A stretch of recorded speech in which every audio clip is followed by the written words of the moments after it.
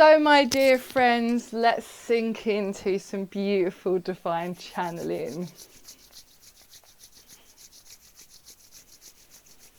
Wherever you are, we are too, dear children. You are never, ever, ever separated from us. We are always, always there. Right there. As soon as you close your eyes, we're there. You are always channeling. You are always connected to Source. Woo! Doesn't it feel beautiful? We're right there every time. Who are we, you ask? Who are we? We are you. Who are we? We, the Arcturian Council of Light. We are delighted to be with you, dear children of Gaia. Welcome, welcome, welcome to your within your time and place. We are here to serve you in the collective reality of now. Welcome, welcome, welcome, welcome, welcome. Thank you, thank you, thank you for co-creating us. Co-creating with us in this only a moment of now. So, dear children, let us begin the transmission. Reality is not what it seems, is it not? What would you like to see? Are you aware there are many perspectives you could see? And journeying through these would be a wonderful game. Picking and choosing, for every physical item created has been a indication of the variety of choice points, versions,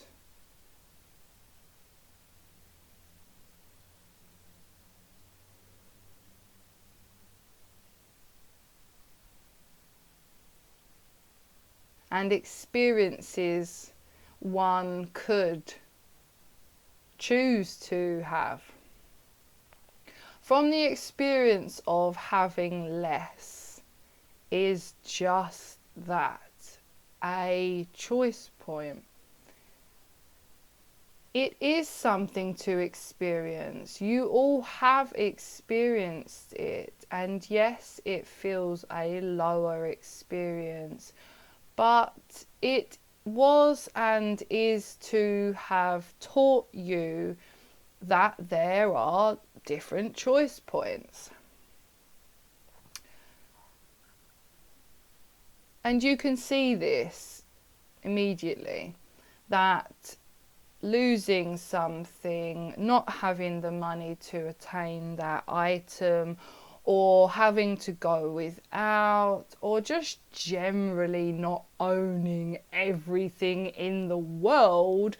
Because imagine, you can't, even the wealthiest souls on earth don't own everything. So picture the billionaire, trillionaire that owns the most, but they don't own everything, meaning no one experiences full, complete timeline perspective of full abundance. They would still walk through each high street knowing they could buy it, but where are you going to put it if you buy the world? Where? It just has to stay where it is. So now you realize that money isn't the highest frequency. That highest frequency that money buys is the power to change reality upon your impact in and on earth, wherever you choose to place your awareness, e.g. in that high street. Oh, okay, I'm going to buy the whole high street and knock everything down. You wouldn't do that. That would be too obvious of a power. But it's holding on to that money to know that you could if you wanted to. But now we see the choice point of reality, of you actually being able to see the amount of choices you have, is the idea of, for example, having a high street and going down the high street and shopping. Oh, shall I get a sausage roll, or buy that sparkly handbag, or that pair of shoes?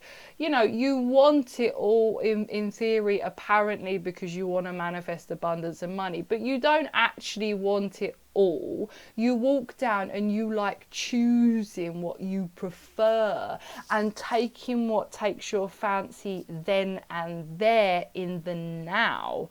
Yes, you might go, oh, in 6 months from my birthday, I would love to have that. But it's still a choice point of enjoying it in the moment, knowing that things will change, knowing that if you got given it right now, well, it wasn't for that. It was for your birthday. It was significant and special for that. So imagine you have unlimited money and you walk down the high street, but you don't have a choice. You have to buy everything.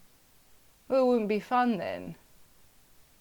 And imagine that you have the money and you have to buy everything and you have to house it and you have to put it somewhere. You'd end up saying, just put it back in the shop and resell it, because I don't want to hold all of everything in this giant mansion.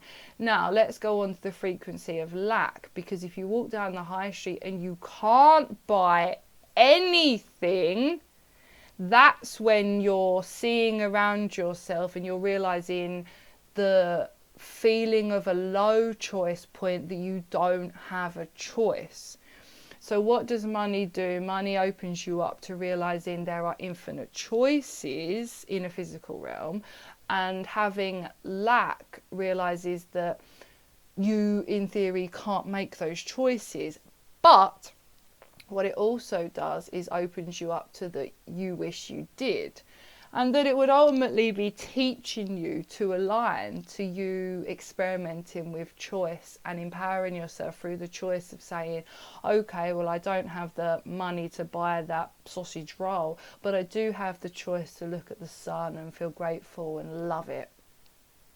And then you see the power of choice when you really ask yourself what abundance and wealth is. It's knowing you have a choice of how to change your vibration, your frequency, no matter what. And who would learn that the easiest? Someone that's looking down without the money, feeling like they don't have a choice of what they physically can do, but self-mastering through saying, hold on, I have a choice. Do you see how that would be the inspiration for a self-master, for liberation, for enlightenment? Taking it all away. Why do you think that the monks used to do that? Because they take it away and they'd say, I want to restore that I have a choice. I want to experience that I do. I want to believe I do. So what would one with all of the abundance in a third dimension reality feel like? They have a choice because they've mastered the idea of choice, of being able to give and receive through the acquiring of money. But it's not a negative and a cleverer teaching. We're not asking you to give away your things and then be grateful for the sun. We're asking you to be grateful for everything and realize you have a choice in every moment, meaning whether you're a billionaire or have pennies in your pocket, that you both have the same power, a choice. And that acquiring the sausage roll through means of money is not the only way that you restore your power of choice to walk through a high street and get what you want. Your vibration is the choice point, is the currency. So your vibration allows you to be aware that if you can choose in this moment to look at the sun rather than feel bad about the sausage roll, that then in each moment of now that would simply manifest that reality into your awareness of a choice point, so that you would start anchoring in this higher version where you would say, I know I have a choice to have a sausage roll if I want. And you would play with the matrix, you would play with your vibration and the frequencies and call in your manifestations.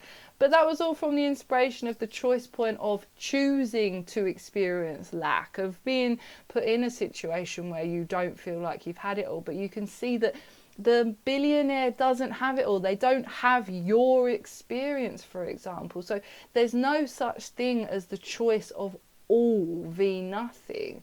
Choice is choice based on that individual soul's perspective. The billionaires do not own you. They do not own more than you because they have more money. They're practicing choice from a point of view of finances. Someone else practicing choice through a point of complete liberation with having no burden of the entire physical realm, business deals, negotiations, sly words, hiring, firing. You're learning the same. I have a choice and I'm choosing this. But guess what you feel with the stress of the 3D life of all the money? Then you feel like you don't have a choice because you've got all these things to live up to. You've got all the bills to pay, the people that are relying on you. You actually have to. So could you understand that you could be perceiving that to have more money and more things gives you more choice to gain and to barter in that matrix? But then you're actually involved in more of that systematic control where you have to turn up. Whereas the monk, the yogi, the homeless person doesn't have to at all. And although they might feel that they are in lack and suffering, and we are completely compassionate to that perspective, that they are hungry, they do feel malnourished and weak, but we are here to tell you that equally your experience is as valuable as $1 billion.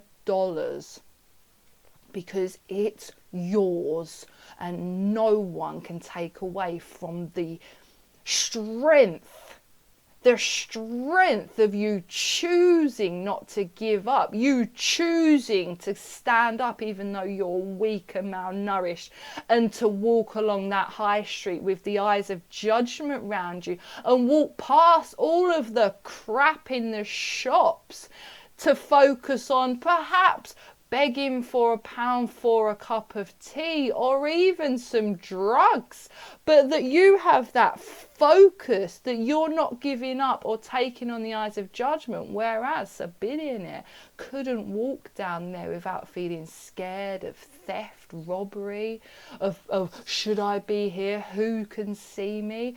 And the homeless person holds that integrity of one-pointedness that all enlightened beings aim to achieve, because it's a choice point, and that's not to compare, it's just to balance out that the frequency of choice is the most fun game, and that all of you are choosing how to experience understanding that.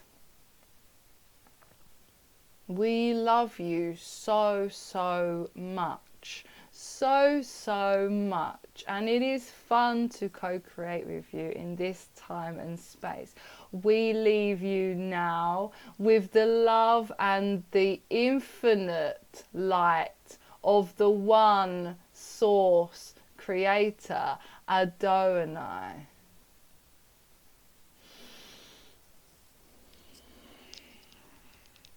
Thank you so much.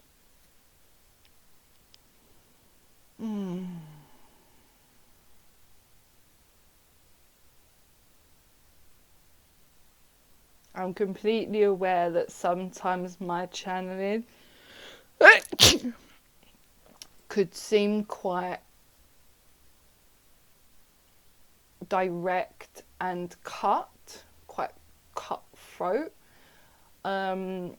But this is to show people that opening up your channel is allowing you to forgive yourself for who you are. Like, you have to be open to allowing this vessel to be the expression of other beings. And I am like that. I have this voice, I have this accent, this is how I talk, like that, and I'm cool with that. I don't have a broad variety of vocabulary. I have what I have. So Like the people that I love watching channeling that are talking about like these specific things I love, but you know, one of my specific key codings is choice. And throughout that whole channeling, I was in my high street and I live in a small English town, and I knew exactly the person that I observe as the homeless person that I align to, and the rich I don't. It was a, you know, visualization that they're giving me. So things like saying sausage rolls and glittery handbags, that's like almost being channeled through my beingness to what I can see in my high street when I go there. And I go there very minimal, and because I'm aware of like, oh god, whatever, like, so it's merging that. So as your channel becomes open, like, hold yourself with a lot of compassion that the underlying frequency of a channeling message will help whoever receives it if they're open to not judging the channel. If they're open to saying, oh, I wonder why she said sausage roll, or do the Arcturians say sausage rolls? Is that, should I be eating them? No. It's just that I live in Devon, and like there's literally like every other shop is a baker's, so it's just like I just align to that you'd see a sausage roll. Alright, so I hope that's helped, and yeah, thank you so much for holding space, and let me know how that met you below. Love to know. I'm open for channelings, I'm open for courses. Go and get my 2 first courses. They're such well priced, and they'll get you into the first course was when I first started channeling at the beginning of 2020. So that's the course that I was, all of the things that I was doing and got myself into a channeling state randomly, it just happened. And then the second course is about mastering reality through the channelings of oneness. And then if you want to dive deeper, it's the Matrix Mastermind, which is a 6-month program. So yeah, go and get the 2 first, which have so many epiphany breakthroughs for you. Man, I hope you really enjoyed that, and let me know. Love you.